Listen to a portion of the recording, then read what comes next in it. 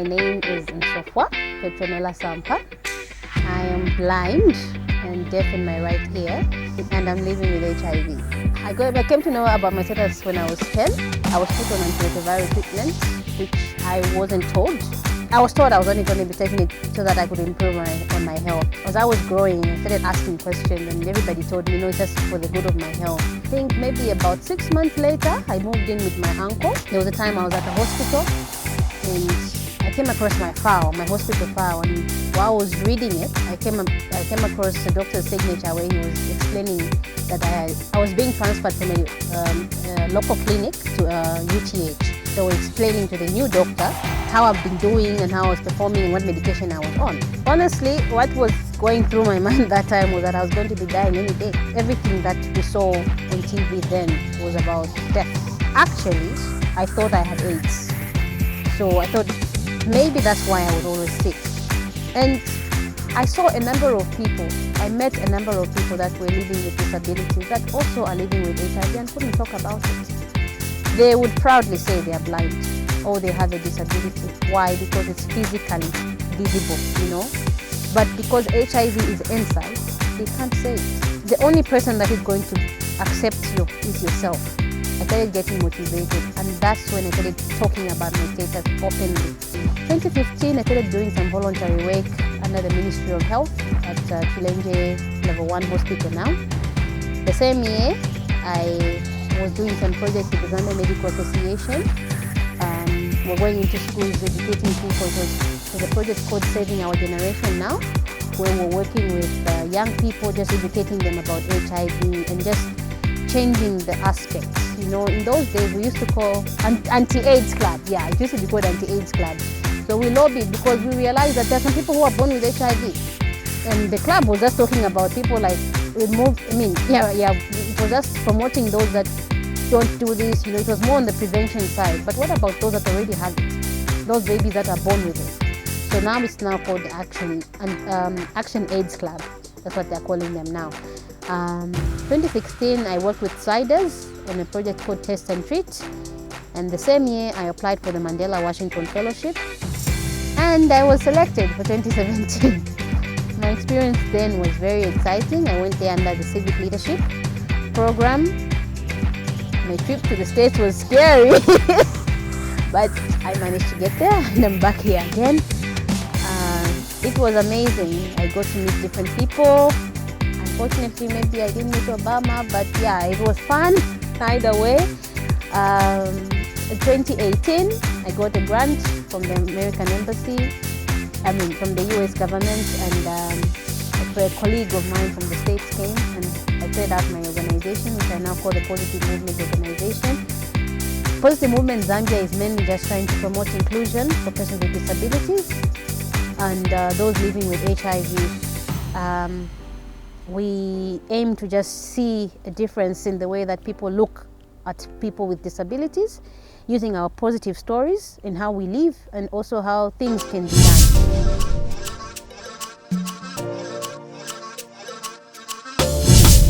Hi, my name is John Moya, and this is my story. By then I was 9 years old, and that was on the 14th of November 2005. Basically, I think that was one of my most difficult moments. I do remember one of the time when I was told I was unable to be in school because of childhood illnesses and because of stigma and discrimination from school teachers and fellow teachers as well. Yeah, and I mean, my partner is HIV negative, by the way. So I believe in challenging my abilities. I believe that what a person that is HIV negative can do, I can also do it as well. So it's not about me, but it's about what the Ministry of Health is doing in different facilities in different clinics and hospitals as well. So they do have clinical follow-ups where they make calls, they text you just for you to get at the hospital and get the drugs and make sure that you do your viral test, you do your clinicals and other maybe medical examinations or investigations that have to be done. You can do it as well. You can live to the fullest. You can achieve what you want to achieve. You are the only person who is responsible for whatever you do in your life. Being HIV positive, yes, it's hard. There are many things that you have to fight, but you've got your power inside you. You've got your mind, you've got your heart, you've got your family support. Every time you feel like giving up, think about the people around you. Think about your parents. Think about your friends. Think about your community, the country at large. And every time you feel like you're alone, just look at the journey. It could be a race. There's someone who is going to come back, regardless of how near they are to the finish line. They can still come back to where you are and grab your hand till you finish the line. And that's the hospital. And I'm one of those people. So we are all here for you. We love you. And we want you to fulfill what is in your heart.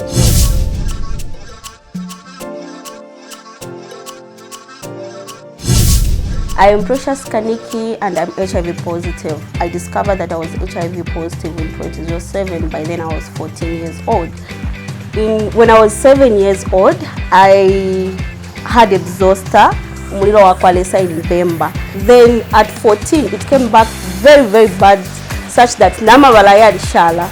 So we went with my mom to see a doctor for just a normal consultation routine.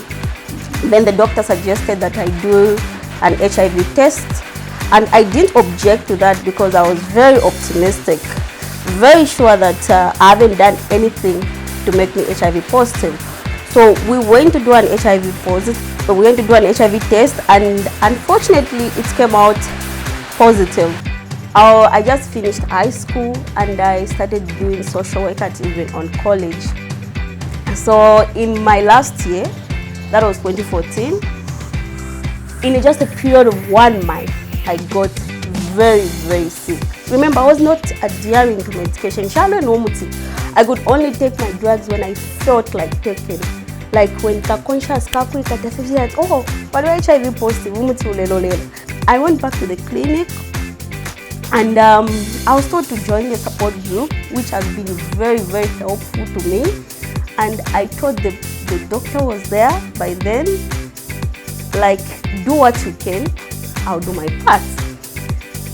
And I started adhering to my medication. It wasn't, you know, that's when it felt like, that's when I'm diagnosed to be HIV positive. Like, and the only way I could take my medication was by pounding the medication. Plain paper, na sando, like I felt like that big tablet can't be swallowed. Even though my love life wasn't that good,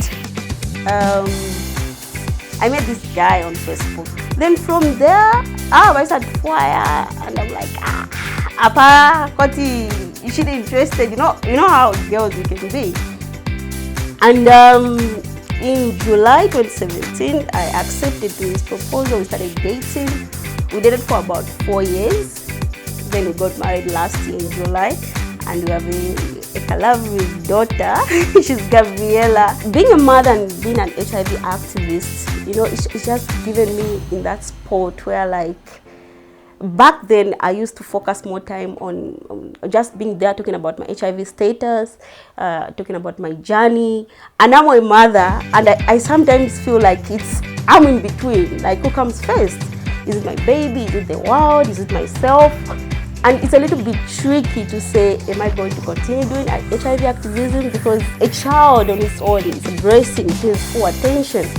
But I am hoping if I get these chances, I'll be dedicating all my time to leash out a person out there who's living with HIV and to say, look, you can be HIV positive, you can accept your status, you can go and get that PhD, that diploma you want, and you can still live a full positive life and very happy.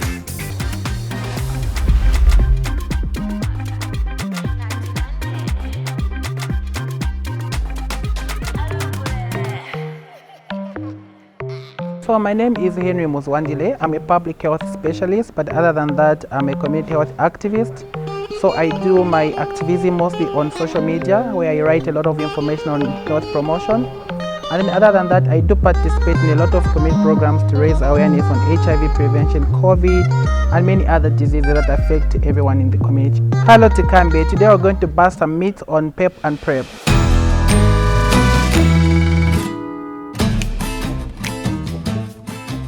So PrEP and PrEP is not the same. Let's start with the spelling.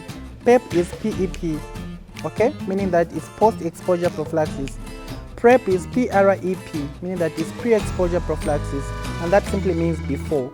So the same way that the spelling is different is the same way that even the way they function is not the same.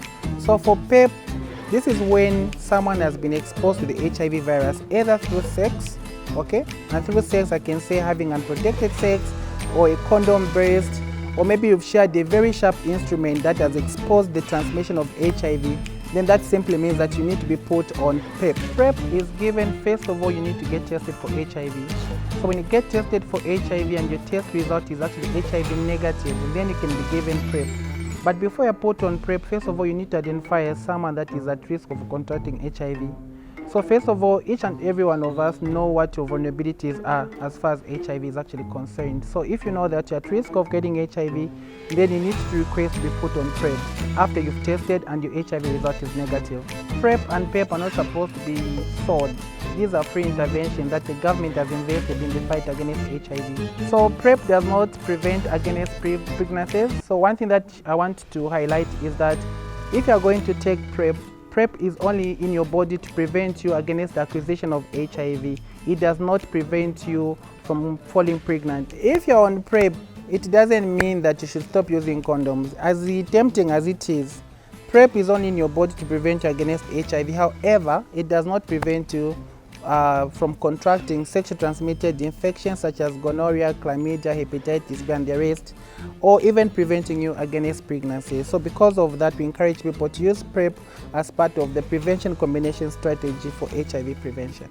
When you're taking PrEP, the guidance is that for the males, you're supposed to take it 7 days before you can actually get exposed to the virus.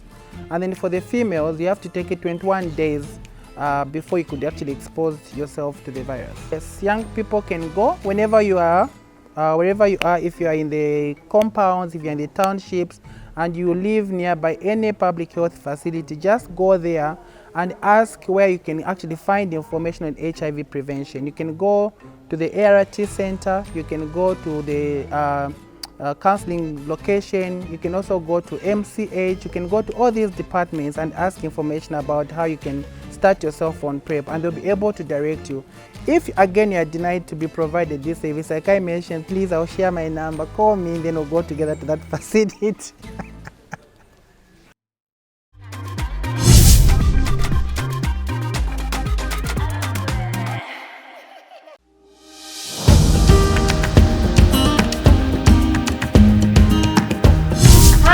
And welcome to this girls chat with my girls Charity and Edith and Kantu. I'm excited to have her here. I'm so glad to have you here. Thank you. Thank you so much. You look beautiful, ladies. Thank you. Thank you. You too. You too. Beautiful. Thank you. It's good to finally meet you. We've just been watching you on TV, and we're actually on TV together. Thank Anyway, you. yeah. I'm excited to be here. I can't wait for us to dig in. Yeah. Yeah. And you know what we're actually gossiping about today? We're gossiping about condoms. Who's ready? You don't sound excited. Anyway, it's okay. No, let's talk on Yeah. Everything. Okay. So There are many issues about condoms that people like. It's one of those things people don't want to openly discuss, especially girls. There's just something, I don't know, with us women, condoms, and she. So like, what do you think is the reason behind ladies? We start with Kantu. I think it's a cultural thing. You know, even when you look at our society, it's a taboo for a woman to actually talk about sex openly. You can't talk about it. So you can't talk about condoms and not talk about sex because they go hand in hand. You know what I mean? So I think it's more of a cultural issue, and in most households, you can't find parents actually talking to their girls and about sex. It's so if you can't talk about sex with your kids, how do you then talk about condoms when the time comes? I think I agree with you, Kantu. And it's that thing where, the way we are brought up, because we are not comfortable to talk about it with our parents. And I walk into a supermarket, I want to get a condom. How am I going to get it? I know because their parents there. It'll be like just parents, just the shopkeepers themselves. The person behind you, the one who's seeing you. In fact, the first thing that will come to your mind is when you're just buying a condom, they'll think, oh, obviously she's going to have sex. Yes. When initially you just want to use it to clean your phone. Okay, that even takes me to another point. Okay, there's this notion that if a girl carries a condom, then she doesn't listen. Most of the time, kumankalako my ladies when they fail to go to even health centers kukwenda tenga ma condoms because mama yopatika pena nizapeza baja bamzimaye banesi baja bamake ndani you know what I mean.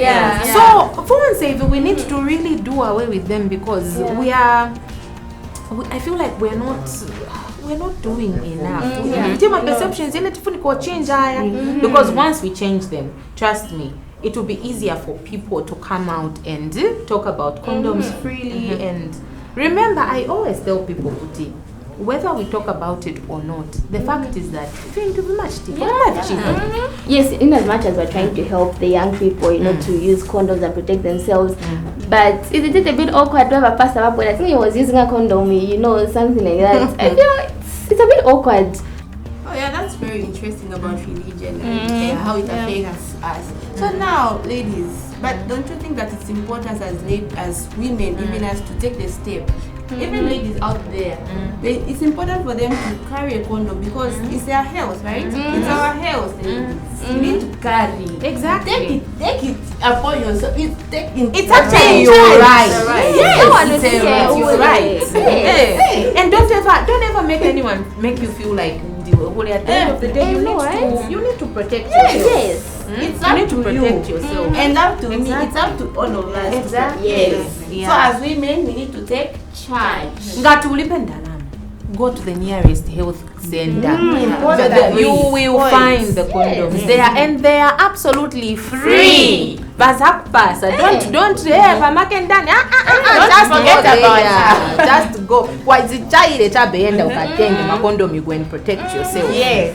Very interesting discussion. We've learned a lot about condoms, right? And I hope out there, our ladies and everyone out there has learned one or two things from this beautiful conversation we just had. So, would you be so kind enough to just do one little thing for us? Just like a deal call. Okay. Send you a mistake, my little one. Send you a mistake. Hey little one, diwe mungeli from up above.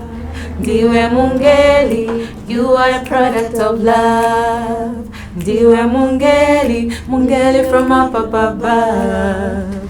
Diwe mungeli, you are a product of love. Let's cheers to a healthy living. Cheers and to condom use. Exactly. Ladies. Yeah. Cheers. Cheers.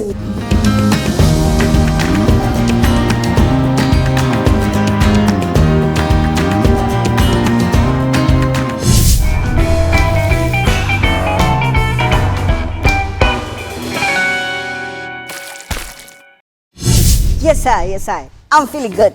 Yeah, my name is Lucky Sakala, aka Hitman, Short Budo, Nature Boy. I've got so many names. I love what I've been created, like a smooth, I'm just like a child. I never grow old. I don't want to grow old like Peter Pan. What has inspired me is people, they have called me like a lot of names like Fupi, Chivipi, Shan. So I'm just being inspired. It's like what people can do, what man can do, man can do. That's what I can do. Woo! I love the porcupine. It's very defensive. Talk about in lion, isa sharp like a jet, speed like a rocket, ski day. Yeah, they just follow me a lot. Like 8 man Fupi, got money like sun. Yeah, but now, sometimes you give them, sometimes in the quote data, not to take it. You. tall people, short ones, they just come to me. What can I say? I just give them. But ndaitafe limit like there's some HIV and AIDS and STIs around. Yeah, Kabounda. You have to stick to one part. Okay, this time around I've changed the level because when I remember last time they used to call me a lot of names like GVP, Akafupi, Shale, just a lot of names. They used to tease me a lot. Even the police at schools, they used to treat me bad. At one time I used to I even stopped school. What can I say? What can I put it? It's like you have to be confident of what you are, like what God has created you. Yeah, you have to understand yourself. Yeah, there are just a lot of people who are like disabled, but you just have to love yourself. Many people want to love you, but you just have to understand yourself. Like you have to be proud of yourself. Despite what you are. So you just have to understand yourself. You know what? In this life, there are negative people. Many people, they say a lot of things about you, like akepi, kawipi. Whenever I'm passing, the part of Ngashtam life, you will repeat. The part of only 2 people can achieve big things. But God is fair. Yeah, they do support a lot. They understand my situations, where I've come from, so they do support a lot. Because, okay, nadira sana, the way back, people, they use, just harsh words on me. Yes, this is Itman Kafupi, sharp like a jet. Speed like a locket, skiddy.